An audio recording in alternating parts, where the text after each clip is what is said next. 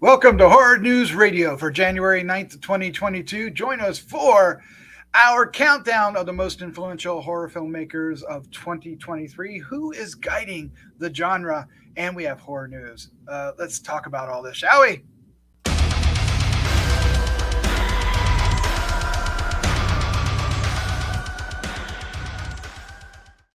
I'm your host, Doc Rotten, and this is H&R, the official Gruesome Magazine horror news podcast. Back with me again this week are the scariest, goriest, bloodiest co-host on the net, starting off with Dave Dreher, lead news writer, Gruesome Magazine. How you doing, Dave? Hello, guys. I'm good. How are you? Look how blue my headphones are. I got really blue headphones. Oh, they're pretty. Are- Here's how blue they were. They're so They're blue. very blue. There's a song in there, too, somewhere. There is my Oh, blue God. headphones. I love it. Also joining us is Crystal Cleveland, living dead girl. How you doing? I am great. I'm looking at how blown out I am because of my computer screen. So I'm sorry. Yeah. This is the only way I can do it. See, but then I can't read anything. So I'm sorry that I'm pale as a ghost. I guess it's appropriate for the show. So, Well, I'm excited about tonight. This is our first news item for 2023. Happy New Year, everybody. We took a little break off for the holidays, but we're back, and I'm excited about a small change to our format. We're still going to talk news, but we're going to do countdowns when the news is allows, and often will. So tonight we have the most influential filmmakers of 2023. Those producers, writers, directors that are guiding the genre. And we have many other ideas coming in the next few weeks and months. So I hope you enjoy that. We'd love to hear what you think about that in the comments down below. And we'd also love to, if you're enjoying what we do, to hit the like, subscribe, share with a friend, all that. Help us get to our goal of 5,000 subscribers. Only you can do that. So, but we are starting off with news. And I'm excited about this. There's some great news that we have tonight. And the first news is that Michael Giacchino, who was the director behind Werewolf by Night, which was a great genre offering that Disney Plus did in the MCU this past Halloween. I don't know if you've seen it. I hope you have, but it is marvelous. I was dying to find out what he's going to direct next. I was wondering if he was going to tackle some MCU Monsterverse, but we found out this past week that he's going to team up with Warner Brothers. Hey, this is awesome, to remake Them from 1954. Are you not excited about that? What are your favorites, Doc? You've been It talking is. about them ever since I've known you. Oh my God. Yeah. Them is absolutely one of my favorite creature features from the 50s. Giant Ants. It is a wonderful that's film. fun. And it's a great story. It certainly can be adapted for the modern world. I don't know about you, Dave, but the desert is still the desert. It hasn't really changed. Yeah. We don't get many big bug movies anymore either. No, Mhm. although there might be a few coming this year from what I hear. But I am so excited about this. Like you said, I've been dying for this for some time. Crystal, you seem like are you a fan of them? I've never seen it. We gotta fix yeah. that. How So come you've never seen them? Because it's like super old. That's why It is. it's from the 50s. It is. But that little girl, that look on her face when she sees the big ant, I mean, that's like. Oh That's man, I'll watch yes. it. Like if y'all say it's really that good, I'll check it out. I mean, I really It was a don't. childhood favorite. That was definitely one of the ones that always played on Saturdays on the Saturday Yes, spook show things, So yeah, and for me, it holds up so well because of that. The sound. It's not about the creature effects. Ooh, do whatever they it have is. creepy ant sounds? Ew. Yes, Yeah. Okay, that They sounds communicate. creepy. are obvious, right? But Who was it? Who was in it? Was it James Arness? Who was in James it? Arness, yes, and Yeah. I can't remember the other actor off the top of my head, but yes. And anyway, that's exciting news. I can't wait for it. Can't wait to bring it up more and more as the year goes by, as we find Now, out is more this about just this guy's? Is this his junior effort? Because he was a composer, right? He is a composer, It just- right? Yeah, and then he did this thing for the MCU, and now this, right? Right. So this is a sophomore effort, right? Sophomore effort. Okay. Yep, I think that's interesting, though. I think the idea of giant ants sounds well, crazy. he has a love for classic horror. I mean, that's why he chose Werewolf by Night, and the way he filmed it in black and white and brought a very universal monster aspect to the MCU. Which I do love that. So, I mean, He's probably like this. To me, it's like the perfect director to pick for this particular property. I'm officially excited. You've made me excited, Doc. Yes, I was amazed. All right, so we have more news.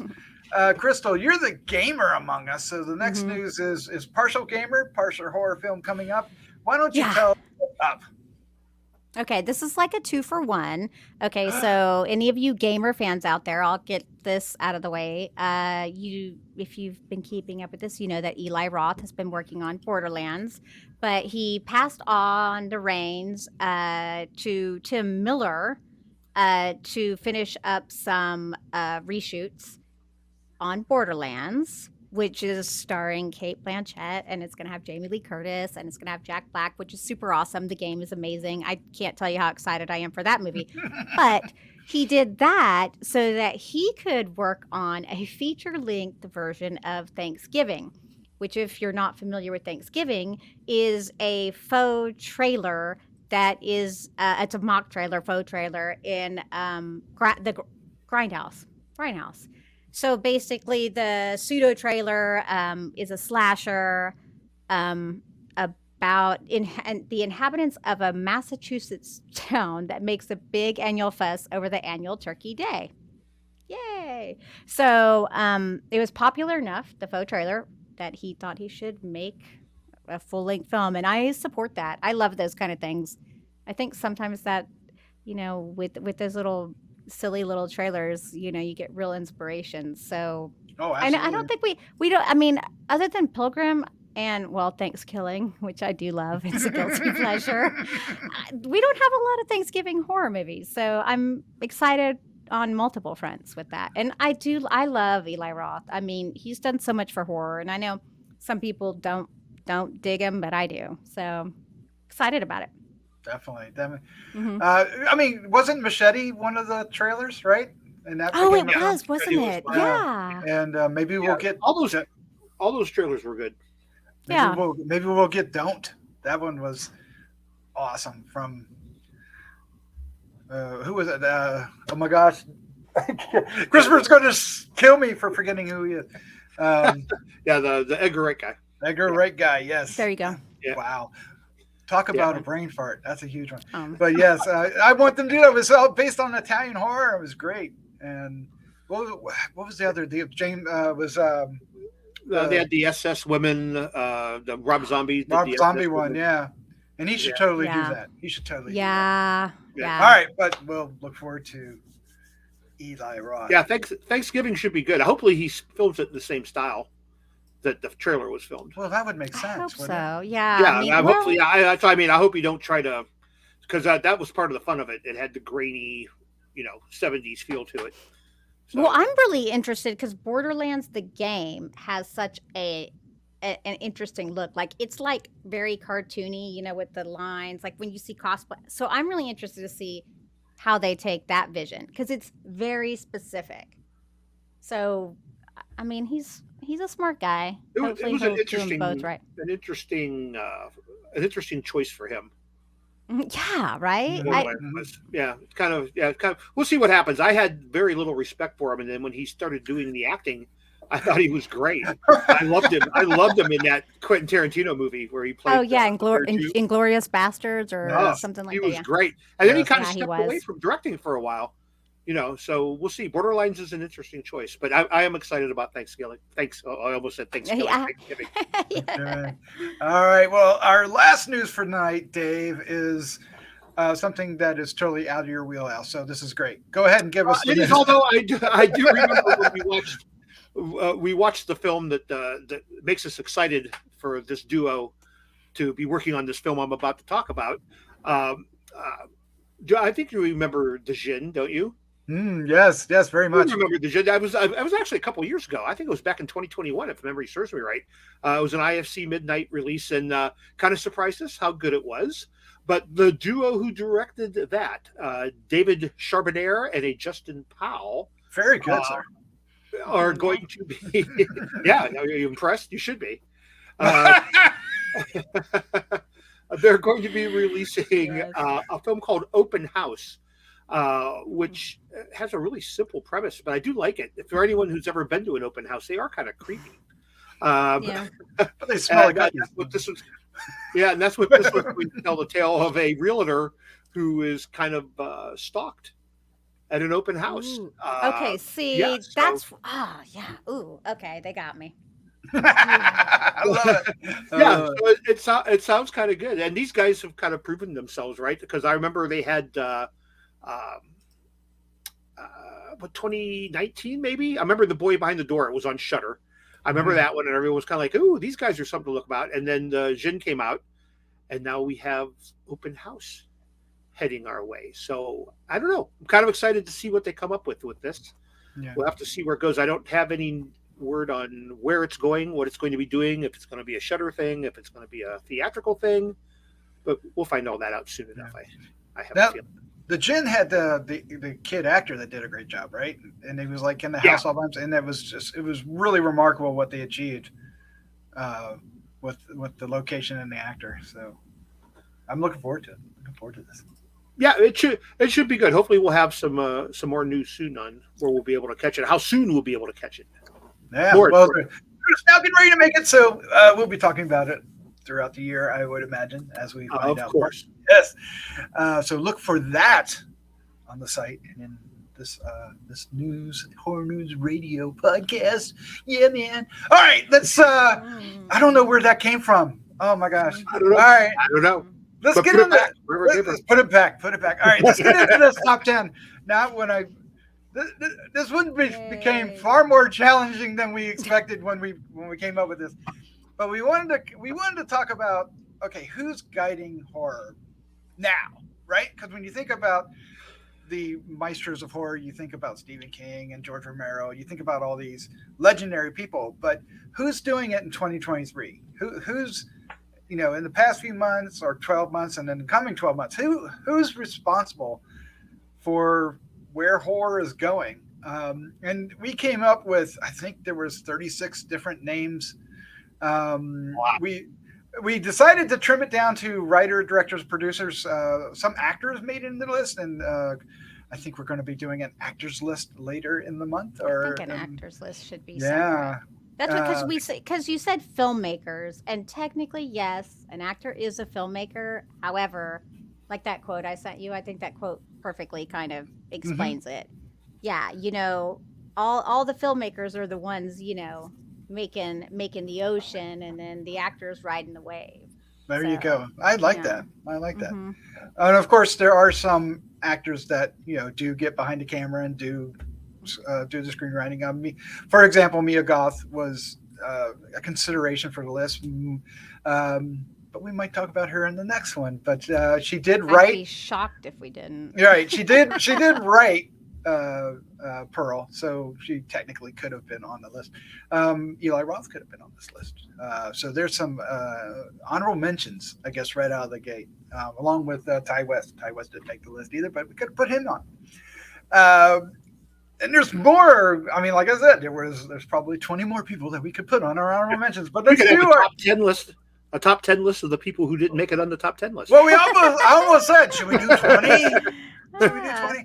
But let's do that. Okay, so some of these are going to be incredibly obvious, and then some of these are going to be maybe a little controversial, and then we're going to leave out somebody's favorite. So we're sorry ahead of us, but this is just our take, and let's see how good we do. Let's see. Okay, at number 10. Representing all independent filmmakers out here is Aaron B. Kuntz, producer, director. We've talked about a number of his films over the past year. We're going to be talking about a number of his films this coming year. And he's just producing a wide range of films, and he's writing and directing those as well. And it's just there's a number of filmmakers that could have fallen into this spot, but he is definitely one of our favorites, and one of the producers that's putting out a remarkable stretch of content that I think hits the right buttons. You guys, you want to hear some of the films, so make some sense of this. In the past year, there's a film called Old Man, Sorry About the Demon, which we're going to be talking about soon. It's coming out on Shudder here in the next few weeks. Scare Package 2, of course, was one of our favorites, and Blood Relatives, which I think was that on your list? What is? Oh, Scare Package 2 was on my list for sure. Yeah, Blood Relatives might have been an honorable mention on a number of lists. And in the coming months, along with Sorry About the Demon, is The Bunker, Snow Valley, Shelby Oaks, and A Creature Was Stirring. And there's probably many more that we don't even know about, and I would imagine there's a Scare Package 3 somewhere out there ready to be done. What do you guys think about this choice? I love Aaron.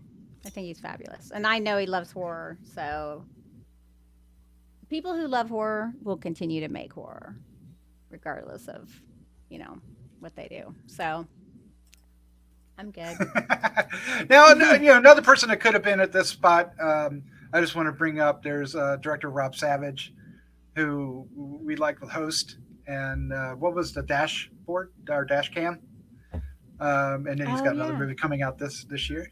Could have been here, and Damien Leone was Crystal. You would have liked to have him. Yes. In the list.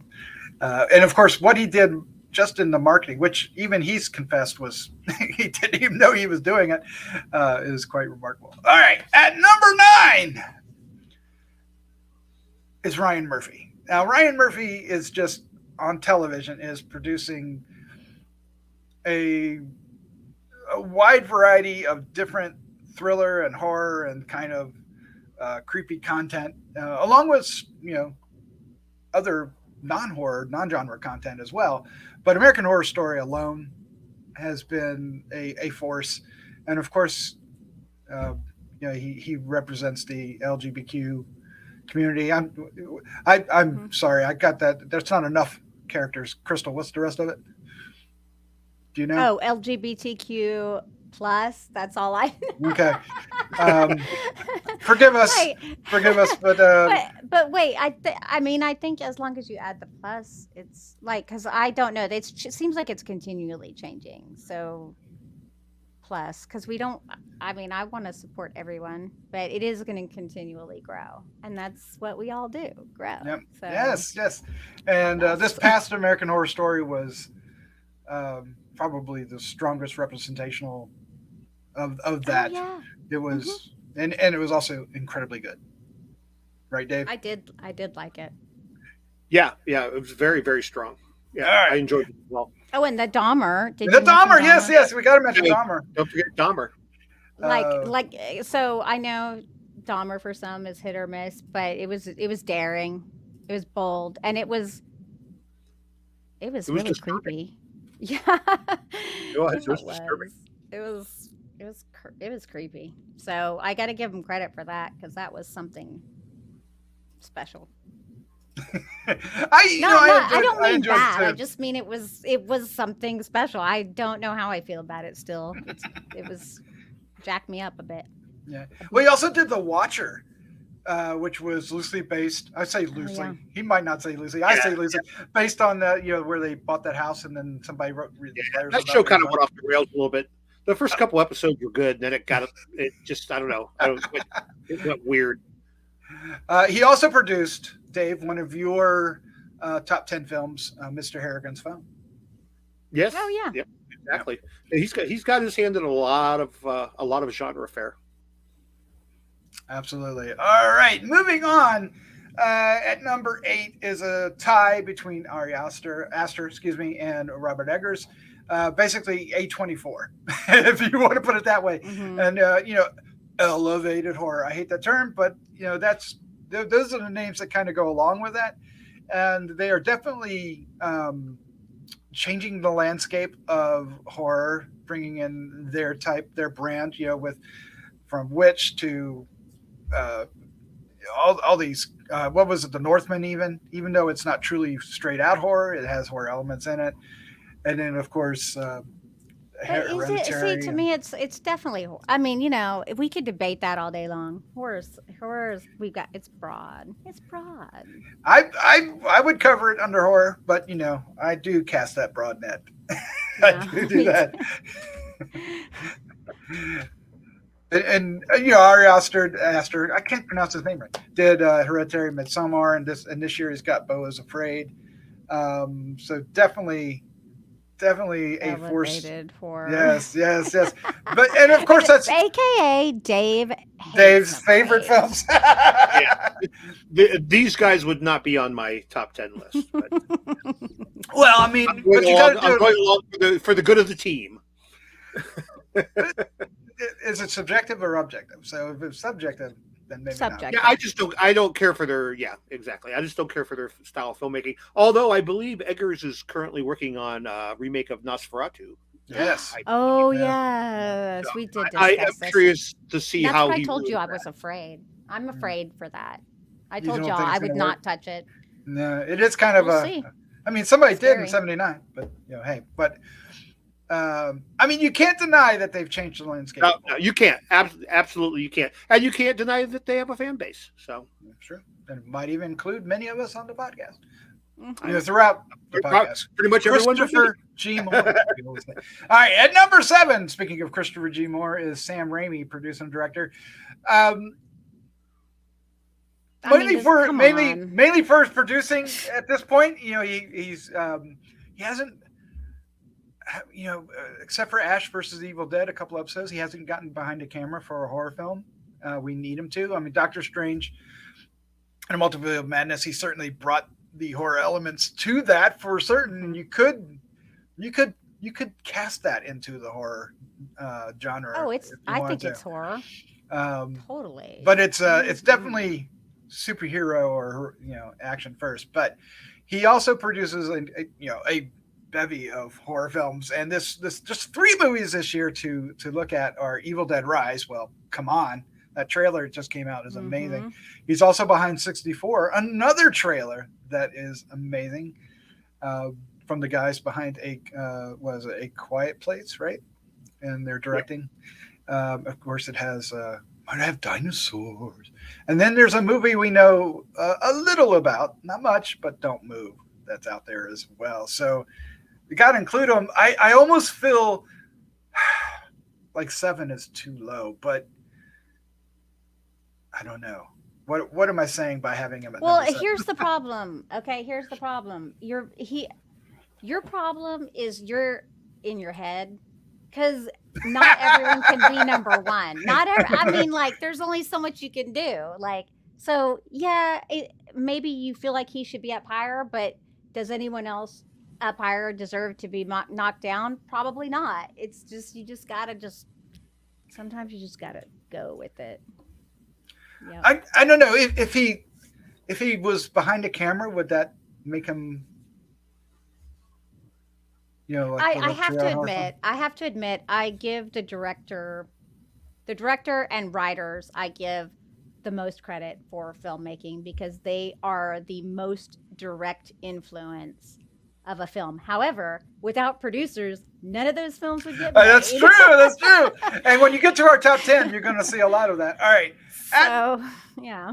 What do you think, Dave? What was your opinion on Sam Raimi? Well, Sam Raimi, he's iconic. He would definitely be higher in this list for me. Yes. Because there's some people further down the list that I think would be better placed at number 7. But you know, as far as current content goes, you know, really, Evil Dead Rise will be the first thing that he's high profile thing that he's been involved in. You know, in a bit. If you don't count Doctor Strange, right? Yeah, that's true horror. Yeah, that's actual horror, just not having horror elements. So you know, we'll see how it goes. But he's an icon, so you know, he deserves to be top 5 at least. So I kind of feel that too. But the list fell a different way. So here's our number 6, which is another person that has the same argument, and that's Guillermo del Toro, producer director. writer as well, I guess you could say. Cabinet of Curiosities was amazing. He's also producing Haunted Mansion, and he originated the script. This was something he was going to do back when, so he's still on board. And then Scary Stories to Tell in the Dark, Part 2, he's a part of that as well. And then he's just horror. He loves horror. His house loves horror. He's just a force. And I don't know. I feel like Sam Raimi and Guillermo del Toro both could bump up, but I don't know. Throw in your thoughts, Crystal. Here's my thing. Everyone already knows that Guillermo and Sam exist. They've been around. They're going to be around. I think it's okay to let some other people be at the top of the list. Like, at a point, it's like, oh, them again. Yay. Although I do love them. We all love them. We do, absolutely. But there's some newer people entering the room. Well, when you get to the top list, kind of new, maybe old, not. Yeah. That's what I was thinking. I was like, well, newer-ish. But they really could be. And let's just be list, real. right? Doc is the one that decided the numbering system to this list. So I'm not going to say anything, Blumhumper, but I think we all know where this list is going. I think we all know where this list is headed. Blumhumper, what? There might be some bias. Did you say something? Dave, any comments before we move on? I love Guillermo del Toro. I can never say his name. I wish it was easier to pronounce. I love his fandom. I love how much he loves the genre. Yeah. Unfortunately, I find a lot of his projects to be a lot of style over substance. But that makes sense. You cannot take away his unbelievable talent. And I just love the fact that he is a 10-year-old child and absolutely 50, 60-year-old body. And because of that, I tolerate the fact that a lot of times I don't particularly care for the substance of his films, but without a doubt, everything he touches looks absolutely amazing. Yes. Of course, he's Academy Award winner. And his Pinocchio on Netflix is stop motion and amazing, and definitely takes the property of Pinocchio into darker territory. That's for sure. But let's move on. But Pinocchio is a dark story. It's so messed up. It is. It truly is. Not presented that way often, but it is. All right, let's move into our top 5. This is our writer. She is making quite the waves in the past year and the upcoming year. Current year, as in right now, as we're talking. And that's Akilah Cooper. She wrote Malignant, which some of us really liked, some of us didn't. Megan, which is number 1. Well, it's not number 1 in the box office, but it surpassed expectation. It gave Avatar a run for its money. It did. They said it was going to make 20 million, and it made over 30. So it's definitely a hit. There's definitely a part 2 coming. It's undeniable. But she's also doing The Nun 2. Okay, bias, but it does give us hope for The Nun 2 with her behind it. Yes. Yeah. Sure. I just listened to her. She's on the recent King Cast. That's just out now. I hate to mention another podcast, but Kingcast is a really good podcast. And she's the guest. They're talking about Psycho the Werewolf, but they talk a lot about Malignant and Megan. I didn't know much about her till I listened to that podcast, but I am officially. It's funny, Doc, that you would put her on this list, because I would have really suggested that she should probably be on here, because I think she's very, very talented. Definitely. Agreed. Definitely. I know you're not a fan of Malignant, but... Like I mentioned, I may not have liked Malignant, but I don't necessarily think it was the writer's fault. Well, the story was definitely wacky. The story was definitely crazy, right? Yeah, but she talks about in this podcast about how James Wan kind of threw a lot of his own, like she never meant for it to have that giallo look. That was all James Wan superimposing that stuff over her writing. So basically, she was saying what she wrote wasn't really translated onto the screen. Hmm. But she was saying it in a positive way. She liked what Juan did with it. Of course she did. Of course she did. All right, let's move on to number 4. This is another personal favorite. I hope you guys like it as well. A certain Santos Ellen Jr. might bitch slap me for this because he was not necessarily a fan, although he was coming around. But what do you call Oculus, Dave? Fuckulous. Yes. So Mike Flanagan, writer, director, producer. I mean, he's been doing these amazing horror shows on Netflix, along with some of that's debatable. Well, The Haunting of Fly Manor. No, The Haunting of Hill House. I'm good with. Midnight Mass is what I'm talking about. You didn't like it. That poop. That poop on trash, spewing dialogue. Garbage. So, I think we might find a name that might have dropped on somebody else's list. Arrogant. No, I love but The Haunting of Hill. See, here's the problem. I do love him because I love The Haunting of Hill House. Oh, come on, Dr. Sleep too. Dr. Sleep. The Haunting of Bly. Yes, yeah. Oh, so good. So see, I don't have a problem with him. I just have a serious problem with Midnight Mass. Like, bleh. But the rest of it, he's fabulous. And he's got the Fallout Pressure coming next, which sounds That's amazing exciting. to me. Yes. Mm-hmm. Any comments, Dave, about Mr. Flanagan? I'm a big Mike Flanagan fan, especially when he's adapting Stephen King. Honestly, I don't know there's been anyone that does King better than Mike Flanagan. So very excited for anything he might coming in. I actually didn't watch Midnight Mass, so I can't comment on it. Don't do it, Dave. No, do it. It's great. All right, but undeniably he's a force in horror. Oh, absolutely. In the past and present. All right. I would say you got it right. Number 4 is a good place for him, Doc. You placed him well. Well, thank you. Yeah. Thank you. Crystal, please say yes. All right. I could even see him being placed higher. Just because you nice. make one poop show doesn't mean that your whole career is. You may have. God rest his soul. You may have just won the admiration of Santos Ellen Jr. from Beyond. All right. All right, number 3. Let's keep this going. Time's sliding away. Jordan Peele, writer, director, producer. Get Out, Us, Nope. What else do you want to say? Whatever he's going to do next, we're all dying to see it. Yes. Yes. I can't believe I only just watched Nope. It probably most definitely would have made it on my top 10 had I watched it. Did it blow your mind? Did it blow your mind? I don't go to the theater. But yeah, it was wonderful.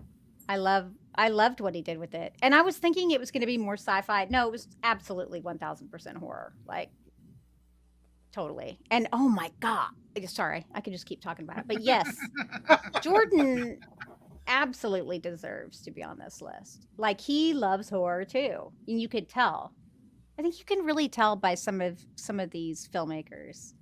When they love horror, it shows. Yes, definitely. Dave, any comments? Yeah, everyone knows where I stand with Mr. Peele. I think he's a very talented filmmaker. He'd be in the top 10. He would not be number 3 for me. I find his constant pushing of his social commentary to grow very tiresome. And like with Nope, they were calling it they were promoting it. What was it? A horror masterpiece or horror epic or something? I was like, no, it was a well done movie, but it wasn't a horror epic. Sorry. So yeah, I don't know. But anyway, that's me. Yeah. But again, you can't take it away. Very talented, very, very talented filmmaker. I just wish he'd start making movies for fun instead of trying to make them for commentary. I think Nope is more like what you're asking for than the other two for sure. But closer, yeah, definitely much better than Get Out and Us was for sure. Yeah. But I love all of them. I think they're all great. All right, I can't wait for whatever the next one is. And I don't know what's he got because he also produced Candyman, right? So yes, he did. Yes, that's true. Yeah, all right. The monkey paw thing. Yeah. All right, at number 2, 1 and 2 bounce back and forth, even while we talked about it. But number 2 is James Wan, writer, director, producer, mostly for producing now. He produced Megan along with maybe somebody else that's on the list, and many more. His company, Atomic Monster, behind quite a few films. And of course, he's a legendary director, and he's got, he's behind huge franchises that are dominating horror right now, with The Conjuring, and I'm totally forgetting the other one because I love The Conjuring so much. But You're talking about Malignant, Insidious. that masterpiece. I was talking about Insidious, but yes, Malignant as well. But Insidious is, you got to. I mean, okay. So Megan made the most money in January since Insidious 5. So, or 4, whatever the key one was. So you gotta, you gotta give him props. At number 1, Crystal. I think he deserves it. I mean, come on, he does a lot for horror. I get it. Come on. You just don't. You dislike Malignant that much. So. I do dislike Malignant that much. Like, I literally was like, this is the worst acting. I was shocked at how horrible the acting was. I don't even want to talk about it anymore. That's how much I dislike that movie. Like, it's not even worth my freaking breath. That's an actual hatred. There's an actual hatred. Yeah. But you still have respect for the man. I love it. Dave, course, you yeah. comments about James Wan? No, I love James Wan. I think he's great. I even like his non-horror stuff, when he kind of veered off there for a while in the action adventure genres and that kind of stuff. I think he's just a really talented filmmaker. He did a great Fast and the Furious. He did Aquaman, made $1 billion, and of course he has the second Aquaman coming out toward the end of the year. He needs to get back into horror. Well, except for that's it. Not for me. I loved it, but Death Sentence, one of the best movies ever made that nobody's ever seen. Oh wow! Okay, Yeah. There you go. There you go. Yeah, All right, at number 1, Crystal, what'd you call me? Blumhumper. Yeah, it's Jason Blum. I mean, can you deny that Blumhouse, as a production company, and Jason Blum, I love Blumhouse, is not doing remarkable. And I mean, it's both successful and influential and prolific. There's just so much of it, right? And sometimes there's a stinker, but most of the times it's strong horror. I agree with you. Okay. Yeah. Okay. There's no denying that right now they are the driving force in horror. Yep. Put him in the correct so place. much. Whew. Like they're constantly churning out new horror. Constantly. So I love it. I mean, even if it's bad, it's usually okay. It's better than Malignant. It's bad. It's usually okay. It's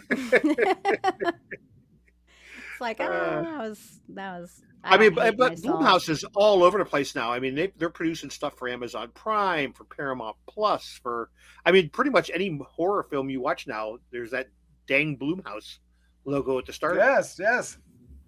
So. You know who else I could have seen be on this list? Maybe